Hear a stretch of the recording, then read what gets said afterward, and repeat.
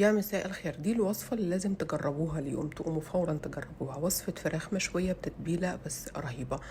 تقدري تعمليها بأي حاجة. أنا استخدمت دبابيس على أجنحة على قطع فراخ أفخاد فيليه أو صدور، إيه اللي عندك استخدمي. ضفت عليهم علبة زبادي صغيرة، معجون الثوم والزنجبيل، معلقة كبيرة بابريكا، فلفل أسود، وشوية أعشاب أو بهارات إيطالية، عصير ليمون كتير، وخل أبيض. وما تنسيش طبعا الملح وزيت زيتون، وقلبيهم.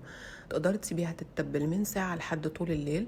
بعدين حطيتها كده في صينية، أنا هعملها في القلاية الهوائية أو في الفرن عادي.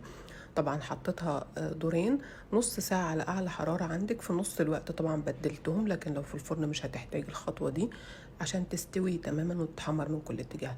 نيجي للخلطة الرهيبة. حتة زبدة، نص معلقة صغيرة من معجون الثوم والزنجبيل، عليهم شوية روزماري، بابريكا مدخنة، ونص كوباية كاتشب، ومعلقة عسل، ورشة فلفل أسود.